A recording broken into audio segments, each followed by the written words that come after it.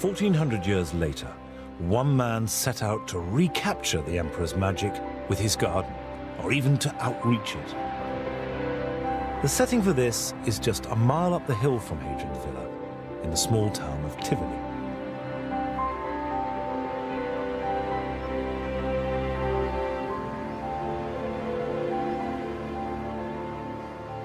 The garden I'm about to visit was made by the most powerful, the most ambitious, and the richest of all that pack of powerful cardinals that were milling around the papacy. And he was given the governorship of Tivoli as a reward, but it was a double-edged sword because it kept him out of Rome. And he poured his wealth and his ambition and, to some extent, his frustration into his garden. This man was Cardinal Ippolito d'Este, and his garden harnessed water and made it dance and perform like no other, before or since.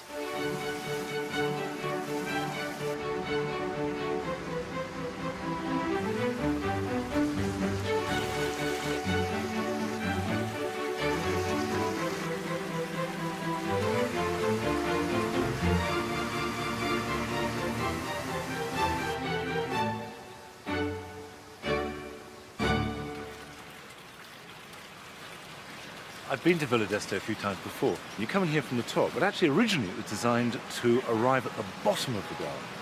And then the visitor would slowly climb up this hill, amazed at all the wonders they were seeing and thoroughly puffed by the time they reached the top. And that's how it was originally designed, so that it would unfold and reveal itself. And by the time you reached the top, which is where the cardinal would have been, you were in a state of breathless awe.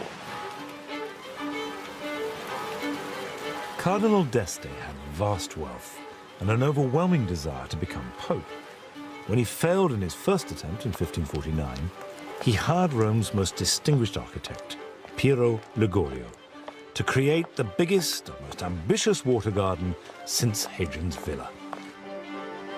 Ligorio demolished whole streets to make room for the garden on the steep hillside, and built a sophisticated system to bring water from a nearby aqueduct. In today's money, all this would cost a cool £100 million. But this wasn't just a matter of d'Este displaying his wealth and artistic taste, although it was certainly that. He also intended to impress visitors with the depth of his scientific knowledge, and these were truly astonishing feats of hydroengineering.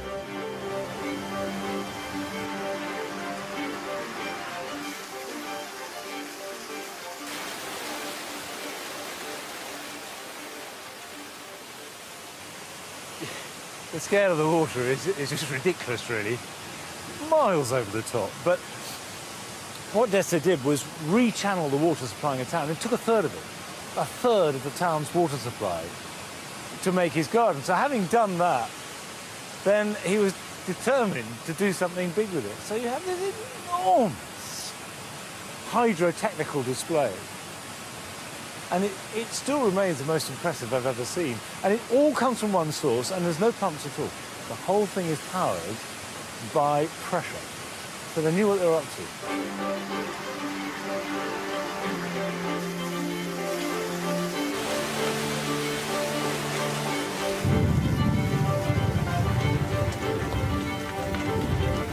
By studying Villa Adriana, Renaissance architects rediscovered ways of taming water that had been lost for 1,000 years. They found they could control the water's speed and movement using different sized pipes and spouts. And with this new knowledge, the artistic ambition of gardens rose to new and astonishing creative heights. This is the terrace of 100 fountains. It took 5 years to make. It uses water that comes from a single source, no pump.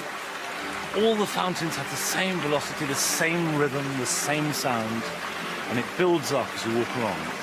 It's like a musical instrument.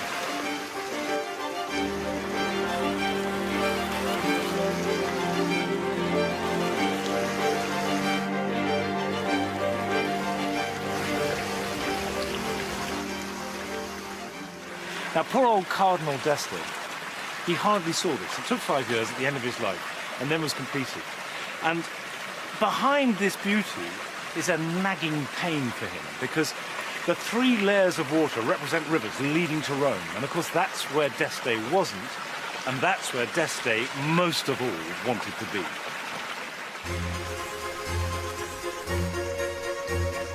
In the 2 decades it took to construct his garden, Cardinal d'Este made 5 failed bids for the papal throne. With every setback, his garden got grander and grander, and the coded messages it sent out became ever more pointed. The waters of the 100 Fountains flow down here to a piece of the garden called the Rometta. And the story behind it is that the Pope forbade Cardinal d'Este to build a palace in Rome because he knew that he would challenge his power. So d'Este petulantly said, OK, if I can't have my palace in Rome, I'll have Rome in my palace. And so he's built a model of Rome. Rometta was originally more than twice its current size, but most of it was demolished in the 19th century. However, in the 16th century, d'Este's guests would have been able to see an elaborate model encompassing the whole of Rome, and thus the power of the papacy in his garden, with its own pantheon and a Colosseum. And they certainly would have understood the message intended by this statue of Romulus and Remus, the founding fathers of Rome. I think what this garden really displays, they didn't really go for meditative calm or obvious floral beauty in the way that we do.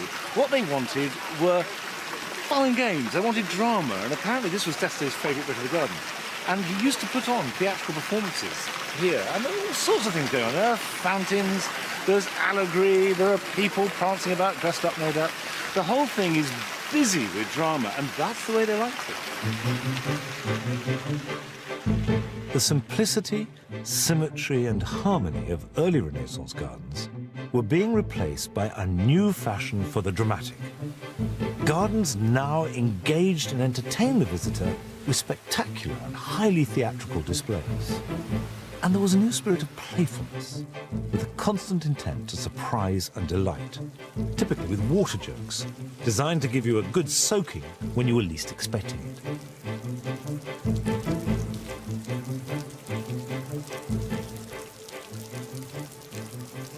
This fountain, by the way, is meant to surprise you. It suddenly springs up, and I have actually been here before when it came even more playful, so it may happen any minute. But the whole point was to have jokes. Gardens were places to delight and surprise and amaze and entertain you. And if you've got money, then of course that entertainment can get very elaborate indeed. And this whole square can fill with water. To the modern eye, d'Este's garden seems somewhat kitsch and garish. But this was a world where moneyed good taste ran easily from Palestrina masses and Michelangelo to musical water fountains. There's a common perception that Cardinal d'Este built this garden out of anger and frustration because he couldn't be Pope. But I'm not sure that's right. I think that obviously he did want to be Pope, and he was very cross about it. But I think the really interesting thing is that he lived in an age when very powerful, very rich men expressed that power and that creative energy by building a garden. I mean, just as now an oligarch will buy himself a football team or a newspaper, it seems to be that it was acceptable to make a garden, and that would impress other rich men. And so what we have is a flowering where wealth and power expressed itself in gardens, and I can't think of another age when that was true.